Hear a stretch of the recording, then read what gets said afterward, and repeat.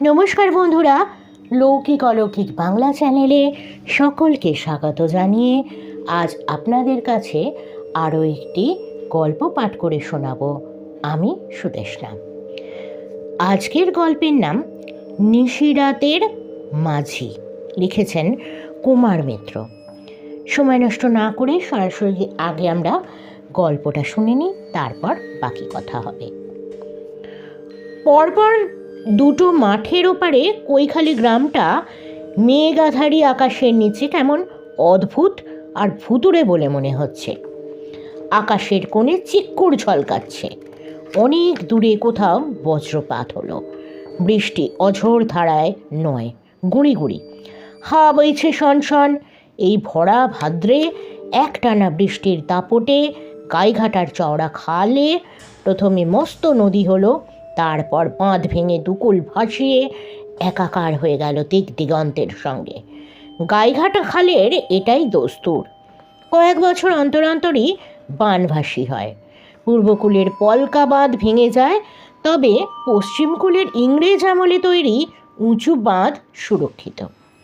এবারও সাংঘাতিক বানভাসিতে পূব দিকের গোটা মহকুমা জলের তলায়। এমন দিনে পশ্চিমের কোনো পাগলও পূবের দিকে যাবার কথা ভাবে না, অথচ ধর্মদাস হাজারাকে সেটাই ভাবতে হলো। ধর্মদাস পাগল নয়, বুদ্ধিমান বিবেচক মানুষ। কৈখালিতে যাবার কথাও ভাবেনি, তবু যেতে হবে, তাও এই অসময়ে। রাত 1টা কি অসময় নয়? ফোনটা যখন এলো তখন রাত ঠিক 12:30। ফোনটা করেছিল ধর্মদাসের মেজ মেয়ে ঝুমুর। তার বিয়ে হয়েছে কৈখালিতে, যে গ্রাম আপাতত বানভাসিতে ডুবুডুবু। ঝুমুরের এক ছেলে সুদাস, তার আন্ত্রিক হয়েছে। নাতিকে দেখতে যেতে হবে ধর্মদাসকে, চিকিৎসার ভার নিতে হবে ধর্মদাসকে। ধর্মদাস আঁতকে উঠেছিল শুনে। আন্ত্রিক খুব খারাপ অসুখ রে, আন্ত্রিকের চিকিৎসা করার বিদ্যে কোথায় আমার? যা আছে তাই দিয়েই নাতির চিকিৎসা করো, আর কোনো উপায় নেই। বিদ্যে নেই বলছই বা কেন? তুমি তো কোবরেজি জানো। ওসব সেকেলে বিদ্যে, ওই দিয়ে আন্ত্রিকের চিকিৎসা হয় না। মেয়ের গলায় রাগ, অসহায়তা আর দুশ্চিন্তা মিশে তীব্র ঝাঁঝ। বাবা, তুমিই এখন ভরসা। সবচেয়ে কাছের হেলথ সেন্টার মুখ বেড়েতে, সেটা এখন জলের তলায়। হাসপাতাল পাতি না নেই, সেখানে যাবার রাস্তা সব ডুবে আছে। কথা না বাড়িয়ে শিগগির চলে এসো, নাতির বিপদে তোমার মন কাঁদছে না? কিন্তু কৈখালি যাবে কি করে রে? ডিঙি কি ডোঙা দিনের বেলা পাওয়া গেলেও রাত দুপুরে কে আমার জন্য সব নিয়ে বসে আছে? ঝুমুর ফুঁপিয়ে ফুঁপিয়ে কাঁদছিল। তার ঢেউ আছড়ে পড়ল মোবাইলে। আর দেরি করো না গো, দেরি করলে। আচ্ছা আচ্ছা, তুই কাঁদিস নে, দেখছি আমি। ধর্মদাস নাতিকে প্রাণ দিয়ে ভালোবাসে। নাতির সুদাস নামটা সেই রেখেছে। নাতির জন্যে সে করতে পারে না এহেন কাজ নেই। ধর্মদাস আধ ঘন্টাটাক সময়ের মধ্যেই তৈরি হয়ে গেল। সঙ্গে নিল কিছু খাবার দাবার আর দুটো জড়িবুটির কৌটো, গাছগাছালি আর ছালবাকল থেকে তৈরি ওষুধ। ধর্মদাস কোবরেজিটা খারাপ করে না, হাতযশ আছে। কাঁচা বয়সে শিমুলতোড়ের ডাক সাইডে কবিরাজ গোপীনাথ খামরুইয়ের চেলাগিরি করত, তা থেকে শিখেছিল অনেক কিছু। গাইঘাটা খালের একদিকটার নদীবাঁধ জবরদস্ত আর উঁচু। ধর্মদাস হনহন করে কর্দমাক্ত রাস্তা দিয়ে হেঁটে যখন নদী বাঁধে এসে পৌঁছলো, তখন খেয়াল হলো সঙ্গে টর্চ আনা হয়নি। এই রাতের অন্ধকারে যেটা থাকা জরুরি ছিল, কিন্তু এখন আর ভেবে লাভ নেই। কিন্তু বাঁধে দাঁড়িয়ে আসমান জমিনে মেশামেশি জল বিস্তারের দিকে চেয়ে একেবারে বুকে দম গেল ধর্মদাসের। জলের এখন বেশ টান। খালের পাড়ের আধারুবু পাকুড় বাবলার ডালে স্রোতের ছোঁয়া লেগে টিটির করে একটানা শব্দ হচ্ছে, যেন কারোর দীর্ঘশ্বাস। আবছায়া মাখা বিস্তীর্ণ গেরুয়া জলরাশির মধ্যে কোথাও কোনো ডিঙি বা ডোঙা নেই। গোটা পৃথিবী যেন সারা শব্দহীন মৃতদের দেশ। ধর্মদাসের অস্থিরতা বাড়ছিল। কোবরেজ হিসেবে অভিজ্ঞতা থেকে সে জেনেছে, আন্ত্রিক রোগী সময় ওষুধ না পেলে তার দেহ ঠান্ডা হয়ে আসে, এমন ঠান্ডা হয়ে যায় যে তার শরীর আর কোনো দিন গরম হয় না। এই অবস্থা আসার আগেই কৈখালি পৌঁছতে না পারলে নাতির ঠান্ডা বরফ দেহই শেষ পর্যন্ত দেখতে হবে তাকে। তাহলে কি সাঁতার দিয়ে যাবার চেষ্টা করবে কৈখালি এই 65 বছর বয়সে? অবশ্য বয়স যাই হোক, গ্রামাঞ্চলের মাটি ঘেঁষা লোকেদের কাছে খাল, বিল, নদী সাঁতার দিয়ে পার হওয়া অস্বাভাবিক ব্যাপার কিছু নয়। ধর্মদাসের প্রাণের ভিতরটায় এমন আকুলি বিকুলি করছিল যে তার মনে হচ্ছিল তার ভাবনা চিন্তা না করে গৈরিক বর্ণ দরিয়ায় সে ঝাঁপিয়ে পড়ে।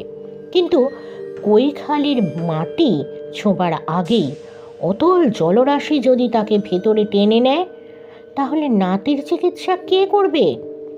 বিড়বিড় করে ধর্মদাস নিজের মনে বলতে লাগলো, হে ঈশ্বর, কি করি, একটা উপায় করে দাও হে দেবতা।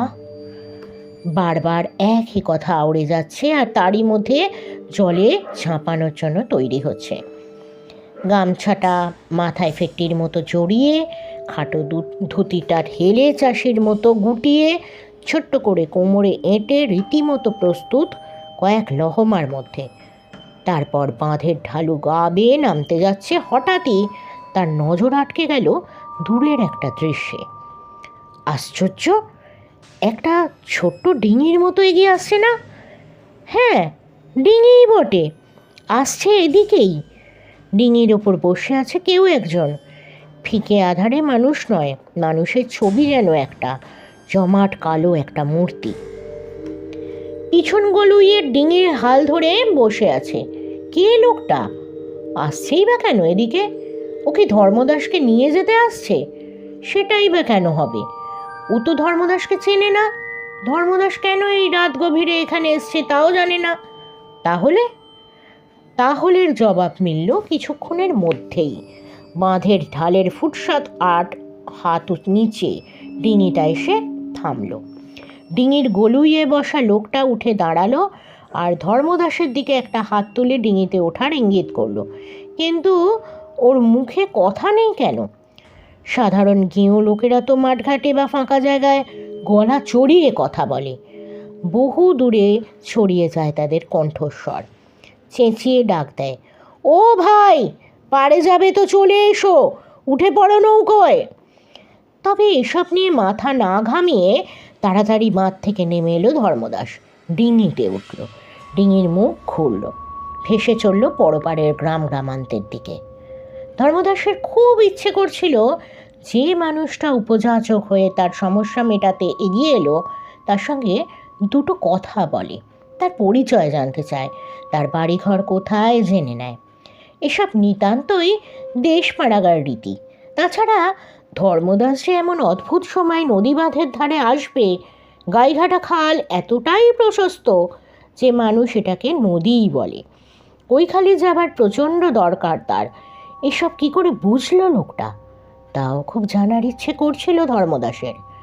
নদী বাঁধে একলা মানুষ ধর্মদাসকে দেখেই যদি ডিঙির লোকটা এগিয়ে আসে, তাহলেও প্রশ্ন রয়ে যায়, এমন গহীন রাতে লোকটাই বা ডিঙি নিয়ে বেরিয়েছিল কেন? ওর কি কোনো অসাধু উদ্দেশ্য আছে? চুরি ছিনতাই? না, সেরকম কিছু মনে হচ্ছে না। তাছাড়া এই বানভাসির দিনে দামি জিনিসপত্র সঙ্গে নিয়ে কেই বা বাইরে বেরোবে? প্রশ্ন অনেক, কিন্তু উত্তর কে দেবে? বেঁটেখাটো লোকটা সেই যে এক হাতে হাল ধরে অন্যদিকে মুখ ফিরিয়ে আছে, একেবারে নিশ্চুপ হয়ে। এর আর নড়চড় নেই। নিজের থেকে কথা বলা তো দূরের কথা, ধর্মদাস কথা কওয়ার চেষ্টা করলেও লোকটির মুখে রাটই নেই।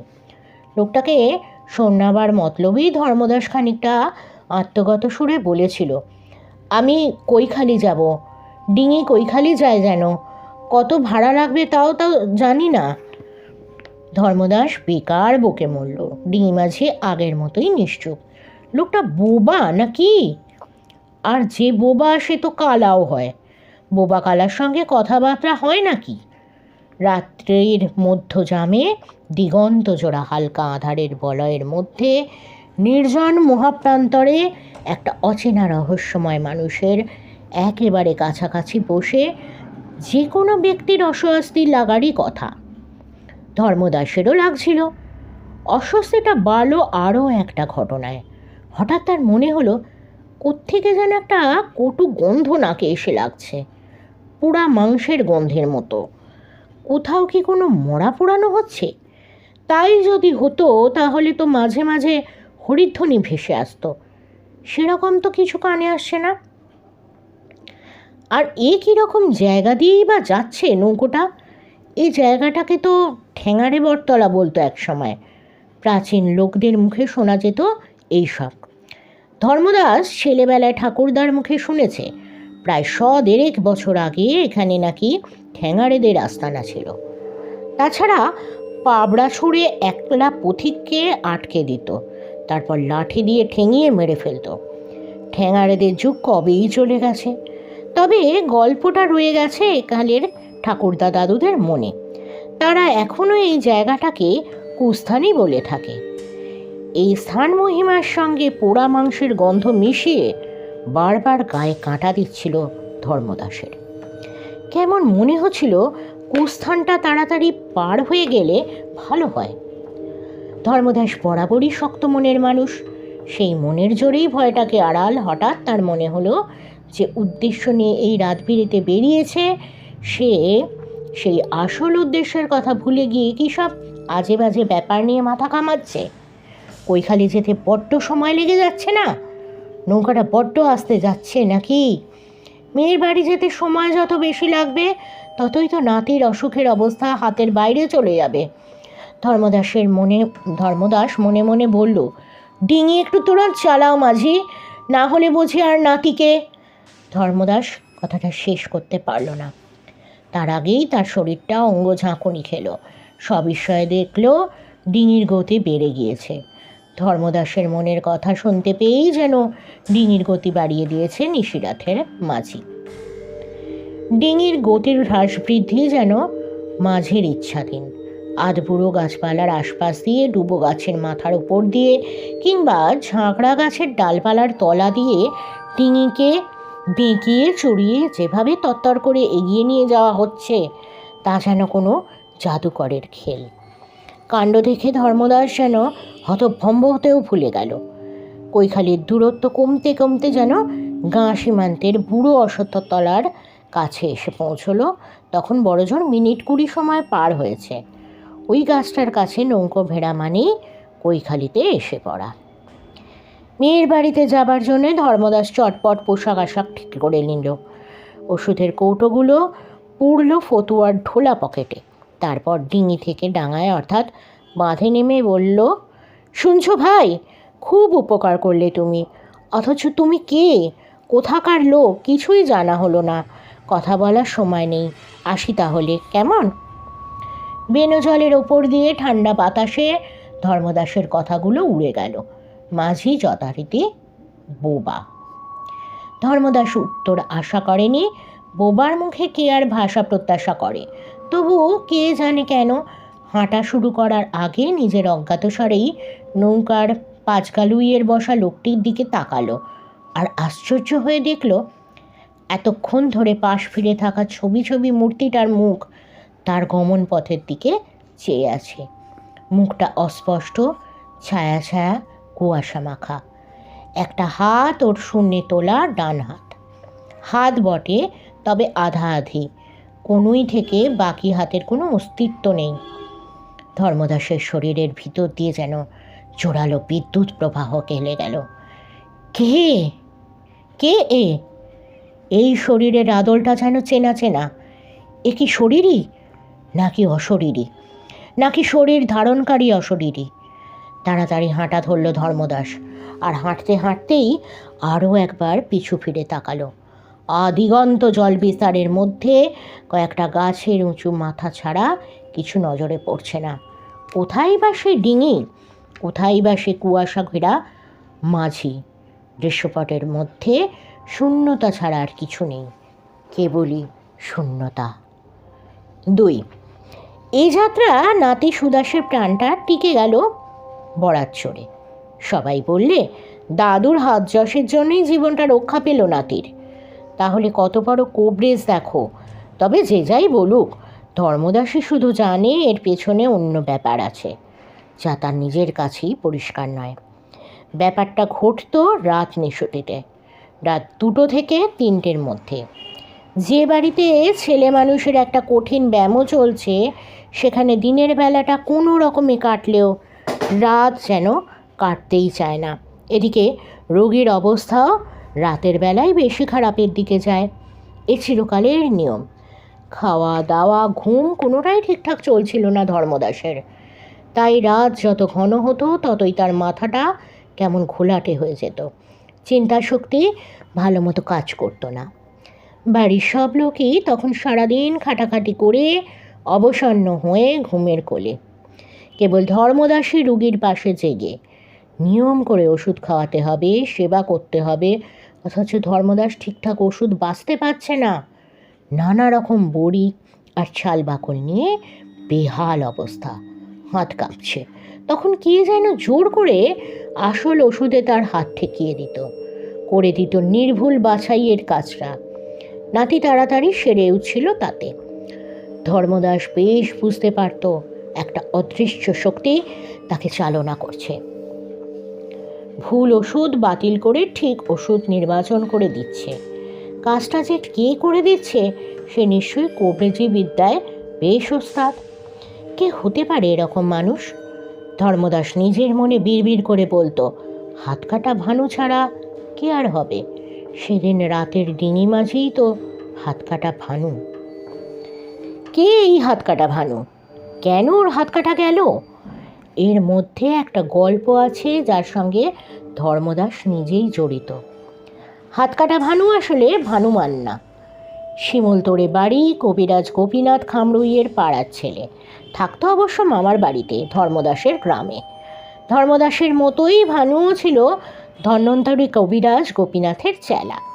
গুরুর কাছে দুজনেই কবিরাজি বিদ্যার পাঠ নিত, তবে বুদ্ধিশুদ্ধিতে ভানু ছিল অনেক এগিয়ে। গোপীনাথ বলতেন, ধর্মদাস, ভানু হচ্ছে আমার অর্জুন, আর তুই বড়জন নকুল বা সহদেব। লেগে থাকলে ভানুর হবে। গুরুর যত প্রশংসা ভানুকে নিয়ে, এতে ধর্মদাসের গা রিড়ি করত। দুজনেরই তখন কাঁচা বয়স। এদিকে ধর্মদাসের সহ্য শক্তি ছিল কম, গায়ে ছিল ষাঁড়ের জোর। তাতেই কাল হলো ভানুমান্নার। সামান্য একটা ব্যাপার নিয়ে তর্কাতর্কি করতে করতে ধর্মদাস তাকে এমন পিটুনি দিল যে ভানুর ডান হাতের কনুইয়ের কাছে সাংঘাতিক চোট লাগলো। পাড়াগাঁয়ে তখন চিকিৎসা পরিষেবার অবস্থা খুবই খারাপ। হাতুড়ে ডাক্তার দেখানো হয়েছিল ভানুকে। লোকটা হাতুড়ের চিকিৎসায় নাকি ওস্তাদ। তার ভুল চিকিৎসায় ভানুর হাতের অবস্থা আরও খারাপের দিকে গেল। অবস্থা এমন জায়গায় পৌঁছলো যে শহরে ছুটতে হলো। সেখানে ভানুর প্রাণ বাঁচাতে ডাক্তার অপারেশন করে ওর ডান হাতটা কনুইয়ের কাছ থেকে বাদ দিয়ে দিলেন। ভানুমান্না হয়ে গেল হাত কাটা ভানু। সেই থেকে ওর কেমন মাথার গণ্ডগোলও হয়ে গিয়েছিল। নিজের মনে থাকতো, কারোর সঙ্গে বিশেষ কথা বলতো না। ধর্মদাসের সঙ্গে দেখা হলে কেমন উদাসীনভাবে পাশ দিয়ে চলে যেত। ধর্মদাসের জন্যই তো তার এমন দুর্দশা, সেটা ভানুর হাবভাবে কিছুটা প্রকাশ পেত বই কি। তারপর দুনিয়া থেকেও চলে গেল বড় তাড়াতাড়ি। নাতিকে দেখার আর ওষুধ খাওয়ানোর ফাঁকে ফাঁকে কতবার যে হাত কাটা ভানুর চেহারাটা তার মনে উঁকি মেরেছে তার ইয়ত্তা নেই। বারবার মনে হয়েছে ভানুর দেহাতীত আত্মা যেন পরম মিত্ররূপে হাজির হয়েছে তার জীবনে। এমনও হয়? এসব বললে মেয়ে ঝুমুরও কি বিশ্বাস করবে? করবে না। কিন্তু এরপর যে ঘটনা ঘটল তা তো ধর্মদাসের পক্ষেও অবিশ্বাস্য। দিন চারেক কেটে যাবার পর নাতি তখন বিপন্মুক্ত। ধর্মদাস ঠিক করলো এবার বাড়ি ফিরে যাবে। কিন্তু একটা কাজ বাকি আছে। মেয়ে চাষিবাসী পরিবারে পড়েছে। ঝুমুরদের একটা পান বরজ আছে মস্ত উঁচু পোতার উপর। বরজের লাগোয়া পুকুরটা তাই বিনো জলে ডুবে যায়নি। দিনের বেলা স্নান করতে গিয়ে ধর্মদাস দেখে এসেছে পুকুর পাড়ে নানান লতা গুল্ম আর গাছগাছালি রয়েছে, যা তার ঔষধ তৈরির কাজে লাগবে। ধর্মদাসের ইচ্ছে সেগুলো সংগ্রহ করে। কিন্তু এসব ভেষজ সংগ্রহেরও একটা নিয়ম আছে। গুরু গোপীনাথ শিখিয়ে দিয়েছিলেন যে যখন তখন যেমন তেমন পোশাকে গাছগাছালি জোগাড় করলে তা থেকে তৈরি ঔষধ কাজে লাগে না। সময়টা হতে হবে মাঝরাত্রির। চুল রাখতে হবে রুখু, পরিষ্কার পাট ভাঙা ধুতি, 2 ভাঁজ করে লুঙ্গির মতো পরিধান করতে হবে, আর থাকতে হবে আদুল গা। ধর্মদাস সেসব প্রস্তুতি নিয়ে রাতের মধ্যযামে বেরিয়ে পড়ল বাড়ি থেকে। বৃষ্টি বাদলা কেটে যাওয়াতে আকাশ পরিষ্কার। তাল নারকেল পাতার ফাঁক দিয়ে আকাশে কয়েকটা তারার ঝিকিমিকি। সেই নক্ষত্র ছেঁয়ানো আলোয় পুকুর পাড় থেকে লতা গুল্ম শেকড় বাকড় তুলতে শুরু করবে তার আগে একটা কাণ্ড দেখে সে যেন পাথর হয়ে গেল। কে একজন বাঁ হাত দিয়ে লতা পাতা আর শেকড় সমেত ছোট ছোট গাছ তুলছে আর সামান্য হেঁটে এসে বেলে মাটির ঢিপির ওপর রাখছে সেগুলোকে। রাখছে তো রাখছেই অনেকক্ষণ ধরে। ওর আধার মাখা মুখখানা অস্পষ্ট, কিন্তু কোনোই থেকে না থাকা হাতটা ওর পরিচয় প্রকাশ করে দিয়েছে। মাত্র কয়েক লহমার ব্যাপার। তারপর ধর্মদাস আবিষ্কার করলো পুকুর পাড়ে সে একা দাঁড়িয়ে, আর কেউ কোথাও নেই। একখণ্ড নতুন কাপড়ে লতা পাতাগুলোকে সযত্নে বেঁধে নিয়ে ঘরে ফিরে এলো ধর্মদাস। জিনিসগুলোকে বাঁধার সময়ই সে দেখেছিল এর মধ্যে এমন গাছপালা, পাতা, গুল্ম আছে যাদের নামই সে জানে না। গোপীনাথ কবিরাজের অর্জুন চালা যেসব গাছগাছালি বেছে দিয়েছে তা যে বিশল্যকরণের কাজ করবে তাতে সন্দেহ নেই। এই ছিল বন্ধুরা আজকের গল্প। কেমন লাগলো আপনাদের অবশ্যই কমেন্ট বক্সে কমেন্ট করে জানাবেন। আপনাদের কমেন্টগুলো পড়তে কিন্তু ভীষণ ভালো লাগে। হ্যাঁ, যদি ভিডিওটা ভালো লাগে তাহলে অবশ্যই একটা লাইক দেবেন, যেটা আমার ইন্সপিরেশনের কাজ করে। আর অবশ্যই চ্যানেলটাকে সাবস্ক্রাইব করে আমার এক্সটেন্ডেড ফ্যামিলির মেম্বার হয়ে থাকবেন। আপনাদের এই পারিবারিক যে আত্মীয়তা আপনাদের সঙ্গে তৈরি হচ্ছে, এটা আমার মনের বিশাল শক্তি। পড়তেও একটা কি বলবো আপনারাই বলুন, একটা যেন তাগিদ অনুভব করি। তো আপনারা সঙ্গে থাকলে আরও অনেক গল্প, সত্যি ঘটনা এবং রহস্য গল্প, যা একই চ্যানেলে অন্য কোথাও পাওয়া যায় বলে জানি না, আপনাদের সঙ্গে থাকবো অবশ্যই নানা রকম গল্প, সত্য ভৌতিক ঘটনা বা অলৌকিক ঘটনা এবং রহস্য গল্প নিয়ে।